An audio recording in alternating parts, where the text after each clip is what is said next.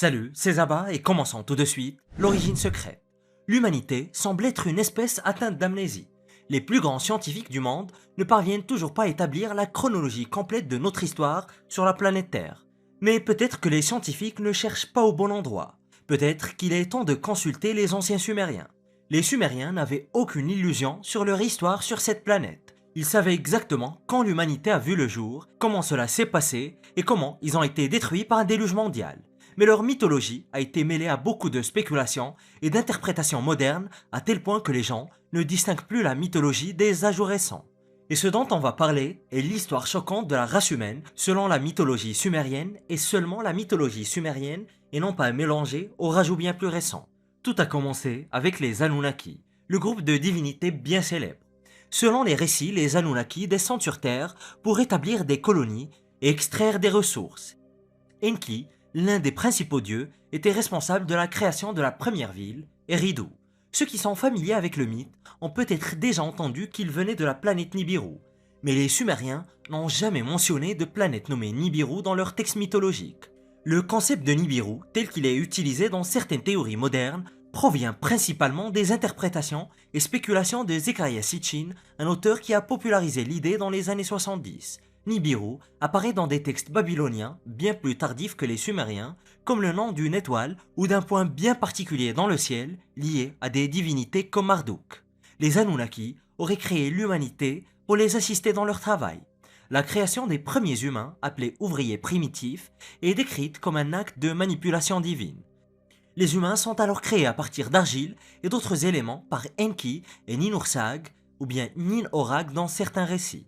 Mais on parle aussi souvent de mines qui auraient été établies en Afrique australe et à travers une grande partie de la Mésopotamie et de 7 colonies principales. Mais là encore, il s'agit de rajouts modernes que l'on ne retrouve pas dans les récits sumériens. Et pendant ce temps-là, il y aurait eu énormément de conflits entre les Anunnaki, notamment entre Enki et Enlil. Dans les textes, ces conflits étaient souvent liés à des questions de pouvoir, de territoire et de désaccords sur la gestion de l'humanité. Par exemple, dans l'épopée d'Atrahasis, Enlil, fatigué par le bruit que font les humains, décide d'envoyer des catastrophes pour réduire leur nombre. Mais là aussi, des interprétations modernes sont venues se greffer sur le mythe original, avançant que les ouvriers primitifs étaient des Homo sapiens, mais que les Anunnaki auraient effectué beaucoup de tests avant de tomber sur la recette parfaite entre guillemets, ce qui expliquerait l'existence des Néandertaliens, des Denisovans, etc. Mais là aussi, ce sont des interprétations. Il existe aussi énormément d'histoires qui tentent d'expliquer la fureur d'Enlil, soit par le fait que les humains devenaient trop intelligents, ou bien qu'ils ont commencé à se mélanger avec des Anunnaki, etc. Mais le mythe explique sa colère par le comportement des humains et la surpopulation. Enlil a donc permis à un déluge de balayer toute la planète. Tout le monde aurait été détruit si Enki n'avait pas averti Ziusudra, également connu sous le nom d'Utnapishtim dans la version babylonienne bien plus tardive. Et avec l'aide d'Enki, Ziusudra aurait construit un navire spécial pour survivre au déluge. Tout le monde a été anéanti, sauf Ziusudra et quelques élus qui étaient sur son bateau, relançant essentiellement la vie humaine sur cette planète. Cette histoire vous semble-t-elle familière? C'est plus ou moins ce que les anciennes écritures sumériennes nous racontent. Cela semble être un croisement étrange entre la science-fiction et la mythologie ancienne. Et vous l'aurez compris, cette mythologie a encore été plus embellie et sujette à plus d'interprétations à partir des années 70 et 80 avec le regain d'intérêt pour la Mésopotamie. Mais vous l'aurez compris, ces mythes spécifiques résonnent avec énormément de monde. Certains y voient même des récits historiques au point de les lier à de véritables faits historiques. Mais pourquoi cette mythologie est-elle considérée différemment des récits de la mythologie grecque par exemple? Les mystères des profondeurs. À votre avis, depuis combien de temps existe-t-il une civilisation humaine avancée? Est-elle âgée d'environ 12 000 ans, comme le disent les chercheurs, ou bien de plusieurs centaines de milliers d'années, comme certains scientifiques commencent à le soupçonner? Mais laissez-moi d'abord vous présenter le docteur Alexander Koltipin, le directeur du Centre de recherche de sciences naturelles de Moscou. Il est l'un de ceux qui croient que la civilisation a émergé des millions d'années avant aujourd'hui. Son expertise réside dans les structures souterraines anciennes. Il a étudié ces structures, pour la plupart autour de la Méditerranée, et a trouvé des similitudes troublantes. Les études d'Alexander ont révélé que les anciens complexes souterrains étaient autrefois connectés. Leur composition, leur altération et leur architecture ont conduit Alexander à une conclusion. Ils ont été construits par une civilisation avancée qui précède de beaucoup la civilisation humaine moderne. Et ne vous inquiétez pas, j'ai des exemples à vous donner. Alexander a étudié d'étranges structures souterraines jonchées de débris tombés de mégalithes. En examinant l'ancien village palestinien de Kibrat Umburj, les ruines lui paraissaient étrangement semblables à Kavoussine, une ville rocheuse qu'il avait étudiée en Turquie.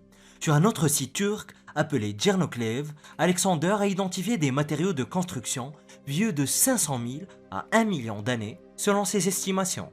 Cela va à l'encontre des archéologues et qui ont daté les structures souterraines de Djernoklev au Moyen-Âge il y a à peine 500 ans. Alors, comment peut-il y avoir une telle divergence entre ce que disent deux groupes de scientifiques? Cela est dû au fait qu'Alexander se focalise sur des choses que les scientifiques traditionnels ne recherchent même pas. Par exemple, Alexander a déclaré que les structures de Djernoklev étaient faites de certains types de basalte volcanique. Mais la dernière fois qu'un volcan a été actif dans la région pour fournir le basalte, c'était il y a un peu plus de 500 000 ans. Ensuite, il y a le fait que beaucoup de ces complexes souterrains semblent avoir été sous l'eau pendant très longtemps. J'ai déjà mentionné qu'Alexander a déjà visité Kavoussine. Mais ce qu'il faut savoir, c'est que Kavoussine est un ancien village dans la région de Cappadoce, en Turquie, qui est en partie souterrain et en partie exposé. La Cappadoce regorge de ces villes semi-souterraines et la plus célèbre est Derinkuyu, dont j'ai beaucoup parlé sur la chaîne. Mais il y a quelque chose en particulier que je n'ai jamais mentionné. Derinkuyu était peut-être autrefois sous le niveau de la mer. Regardez cette image prise par Alexander lui-même. Ce que vous voyez, selon Alexander, ce sont des sédiments, des dépôts d'argile calcique lithifiés. Et en termes moins scientifiques, le sol semble avoir été sous l'eau pendant des milliers d'années. Et si les scientifiques non conventionnels avaient raison à propos des structures mégalithiques? Peut-être ont-elles été construites il y a 1 million d'années. Cependant, parce que des gens y ont vécu plus récemment, les archéologues et les historiens les ont confondus avec des constructions bien plus modernes. Alexander croit que les villes souterraines de Turquie étaient toutes connectées par des passages qui se sont effondrés depuis longtemps. Ce n'étaient pas des villes individuelles, mais un immense complexe préhistorique. Et vivant à l'intérieur du complexe souterrain se trouvait une société préhistorique qui précède toutes les autres civilisations connues dans le monde. Ou en tout cas, c'est ce qu'avance Alexander Koltipin, l'étrange mur de Kaimanawa. En 1996, l'ensemble de l'histoire de la Nouvelle-Zélande, et en fait du monde entier, a été bouleversé. L'archéologue respecté, Barry Brailsford, a annoncé la découverte d'un énorme mur de pierre. Il semblait plus ancien que l'arrivée des Maoris en Nouvelle-Zélande il y a plus de 2000 ans. Personne ne savait précisément quel âge avait le mur de pierre, mais il semblait antédéluvien. Il y avait même des rumeurs et des murmures selon lesquels il avait été construit par une civilisation antérieure au déluge biblique. Jetez un peu un œil à cette image tirée du New Zealand Herald. Cet enfant, en pull orange, a les mains posées contre l'un des blocs mégalithiques qui forment le mur. Regardez toute la mousse collée aux pierres et remarquez la végétation qui pousse du haut, comme si le mur avait été enterré sous la forêt pendant des milliers d'années. Et lorsque ces blocs ont été découverts dans les années 90, les gens étaient stupéfaits. Le site était devenu si populaire qu'on ne pouvait même plus voir le mur à cause de la foule de touristes, mais ensuite vint la déception. Plus tard, en 96, l'archéologue régional Neville Ritchie est venu gâcher la fête. Il a affirmé que le mur de Kaimanawa en Nouvelle-Zélande n'était pas un mur du tout. Il l'a identifié comme une éruption inambritique formée par un flux de roches volcaniques il y a 330 000 ans. Neville a dit que lorsque le flux de roches s'est refroidi et s'est fissuré, il a laissé l'apparence d'un mur de pierre. C'est assez décevant, non? Oui, mais seulement si vous y croyez. En tout cas, c'était l'hypothèse de Neville, mais cela ne signifie pas que c'est à 100% vrai. D'ailleurs, notre ami Barry Brailsford n'a pas vraiment été impressionné. Barry était même catégorique sur le fait que les 8 blocs carrés faisaient partie d'une structure soigneusement construite et non d'un phénomène naturel. Barry a même amené son propre géologue sur le site, comme s'il ramenait sa maman pour le défendre dans la cour de récré. Et c'est exactement ce qui s'est passé. Le géologue de Barry affirmait que le mur n'était pas une formation naturelle. À partir de ce moment, les spéculations se sont déchaînées. Certains avançaient qu'il y avait une culture bien avant les Maoris. Les gens estimaient que le mur avait 330 000 ans, comme l'a dit Neville Ritchie, mais qu'il avait été construit par une civilisation inconnue. En fait, ils ont pris ce qu'ils préféraient de chacun des scientifiques. Mais ce n'était pas pour autant la fin de cette histoire. Une équipe non officielle d'archéologues et de géologues voulait écraser les théories du complot une bonne fois pour toutes. Ils sont allés jusqu'au mur avec des pelles et ont procédé à une excavation illégale. C'étaient des scientifiques passionnés, et l'équipe a creusé une tranchée le long de la bordure du mur, dénudant la pierre jusqu'au substratum rocheux. L'excavation a confirmé que les blocs n'avaient jamais bougé. Ils étaient 100% naturels et Barry avait tort, hélas. Mais même après l'excavation, le débat fait toujours rage sur l'authenticité du mur de Kaimanawa. Pensez-vous que c'est un mégalithe préhistorique fabriqué par des mains humaines ou rien d'autre qu'un simple bloc de roche? Le calendrier d'Adam. Le plus ancien calendrier du monde pourrait également être la plus ancienne structure sur la planète jamais construite par des mains humaines. Il s'appelle le calendrier d'Adam, un nom approprié si vous voulez mon avis. Certains chercheurs estiment le calendrier à 75 000 ans. Vous avez peut-être déjà entendu parler de ce monument choquant. Il est couramment appelé le Stonehenge africain parce qu'il ressemble un peu à Stonehenge, mais en Afrique. Le monument est un grand cercle de pierre de près de 30 mètres de diamètre. C'est énorme et vous pouvez admirer ce mégalithe ancien par vous-même à Mpumalanga en Afrique du Sud. Et ce n'est qu'une seule formation parmi tant d'autres, avec des estimations récentes disant qu'il y a plus de 100 000 cercles de pierre répartis à travers toute l'Afrique du Sud, la plupart d'entre eux étant détruits. Personne ne connaissait le calendrier d'Adam jusqu'en 2003, lorsque le pilote Johann Hein l'a aperçu depuis les airs. Au début, les experts ont rejeté la ruine en la considérant comme rien de plus qu'une enceinte pour le bétail. Ils avançaient que c'était quelque chose bâti par le peuple local bantou au XIVe siècle, mais ce n'est pas le cas. La structure est gardée par des pierres dolomitiques massives pesant près de 5 tonnes chacune. Il s'agit sans aucun doute d'un cercle de pierre. Mais construit par qui? Telle est la question. C'est difficile de décrire à quel point cela a été un mystère au cours des 20 dernières années. Personne n'a été capable de déterminer son origine avec précision, bien que ce soit Michael Tellinger qui ait affirmé pour la toute première fois que la structure a 75 000 ans. Son avis a été repris par d'autres chercheurs. Normalement, les scientifiques traditionnels rejetteraient ce genre de spéculation comme étant absurde, mais la vérité est qu'ils n'en ont pas d'autres. Personne n'a vraiment de théorie solide, ni pour expliquer l'âge ou même la fonction du calendrier d'Adam. Il pourrait simplement dater de bien avant le déluge. Quant à la raison pour laquelle on l'appelle un calendrier, les chercheurs disent qu'il s'aligne vaguement avec le monde céleste. Ils ont alors simplement supposé qu'il s'agissait d'un observatoire cosmique bâti par une civilisation disparue. Mais en gros, on n'en sait rien. Les pierres dressées d'Al-Rajajil. Si vous pensiez que le calendrier d'Adam était un véritable mystère, vous allez tomber de votre chaise en découvrant les pierres dressées d'Al-Rajajil. Ces pierres sont très inhabituelles. Elles ressemblent presque à des pierres tombées du ciel, atterrissant dans le désert d'Arabie Saoudite depuis des milliers de kilomètres de hauteur. Les pierres dressées d'Al-Rajajil ne forment pas vraiment un monument unique. Il y a plus de 50 groupes différents de pierres dressées qui composent cette merveille archéologique. Chacun des groupes est un ensemble de 4 ou 5 colonnes de pierres massives. Elles sont généralement attachées à leur base, légèrement inclinées à des angles aléatoires, et certaines se sont complètement effondrées et d'autres sont relativement droites. D'ailleurs, elles ne semblent avoir aucune fonction spécifique. Les chercheurs ne pensent pas qu'elles servaient de tombe ou de repère funéraire. Elles pourraient avoir eu quelque chose à voir avec l'astronomie. Mais vous l'aurez compris, c'est ce que les archéologues disent toujours lorsqu'ils ne comprennent pas quelque chose. La vérité est probablement bien plus étrange que tout ce que quiconque a pu deviner jusqu'à présent. Et en ce qui concerne la datation, les spéculations sont très variées. Ce que l'on sait, c'est que les pierres dressées ont au moins 6000 ans, mais elles pourraient être bien plus anciennes. Elles sont éparpillées le long de l'une des plus anciennes routes terrestres de l'histoire humaine. Les groupes de pierres dressées se trouvent dans la région d'Al-Jaouf, en Arabie Saoudite, le long d'une route qui allait du Yémen en longeant la mer Rouge jusqu'à Damas. Mais les deux ne sont probablement pas connectés. Les pierres dressées étaient déjà en train de tomber en ruine avant même que le réseau commercial arabe ne soit fondé. Et quelle que soit la civilisation qui les a bâtis, elle était déjà probablement éteinte.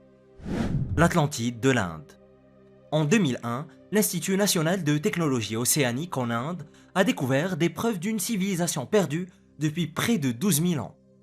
Les scientifiques ont fait ces découvertes au fond de la mer dans le golfe de Cambay près du Gujarat. Cela fait plus de 20 ans et les scientifiques débattent encore de l'authenticité de la ville engloutie.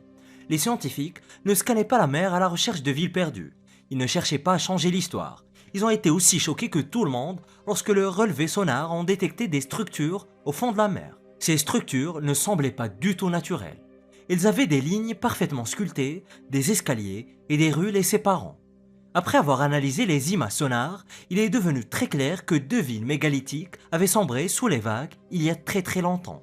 Les chercheurs étaient tellement enthousiastes à propos de ces découvertes qu'ils ont lancé une campagne pour collecter des artefacts du fond de la mer. Ils ont réussi à récupérer quelques reliques des ruines et à les ramener à la surface. Ces artefacts ont ensuite été datés au carbone et datent d'au moins 7500 ans avant notre ère, soit il y a plus de 10 000 ans. Toutes les civilisations les plus célèbres, que la plupart des gens connaissent, n'existaient même pas encore à cette époque. Les civilisations de Mésopotamie, la Grèce, Rome, l'Égypte, aucune d'entre elles n'était proche de voir le jour. Et les villes pourraient même être encore plus anciennes. La littérature ancienne des Sangam parle d'une civilisation mystérieuse qui a été perdue en mer il y a plus de 12 000 ans. L'histoire indienne est complètement indépendante de celle de Platon et de son récit de l'Atlantide, et pourtant, elle y ressemble énormément. Les textes indiens et les écrits de Platon décrivent la même culture perdue. Le chercheur controversé Graham Hancock a voulu percer le mystère. Il s'est rendu à Tamil Nadu et a même plongé pour voir les ruines. Il a trouvé les structures en pierre sans équivoque. Il s'agissait évidemment de bâtiments dans la mer, faits de blocs manufacturés. Toutes les preuves indiquent que la découverte est légitime. Les différentes sources s'accordent à dire qu'il y a des villes au fond de la mer, au large des côtes de l'Inde, et qu'ils y sont depuis au moins 9500 ans. Il faut supposer que la civilisation existait déjà depuis quelques millénaires avant de sombrer. Il ne serait pas apparu et aurait disparu en un clin d'œil. Mais pensez-vous que la datation est correcte, ce qui en ferait une véritable révolution dans l'histoire de l'évolution de l'homme, ou bien est-ce une erreur de datation tout simplement? L'âge impossible de Göbekli Tepe. On ne peut pas parler de ruines qui auraient précédé le déluge sans mentionner Göbekli Tepe, le site archéologique en Turquie qui est de 7000 ans plus vieux que Stonehenge lui-même. Et même si vous avez déjà entendu parler de cet endroit, vous ne savez peut-être pas ce que je m'apprête à vous dire. Göbekli Tepe est une grande colline poussiéreuse dans un endroit très chaud. Il fait tellement chaud ici qu'il est presque impossible pour les archéologues de mener des fouilles pendant l'été. Et en raison de son isolement et de son environnement, seulement environ 5% du site a été fouillé. Il est considéré comme le site archéologique sophistiqué le plus ancien du monde entier. Et pourtant, les chercheurs n'ont même pas encore égratigné la surface. Lorsque Göbekli Tepe a été construit il y a environ 12 000 ans, sa colline poussiéreuse était probablement beaucoup plus verte. La Turquie disposait d'un climat bien plus doux et était peuplée de troupeaux d'animaux sauvages. Dans ce paradis, cet Éden proverbial, une culture mystérieuse a prospéré. D'ailleurs, on n'a pas vraiment de nom pour cette culture.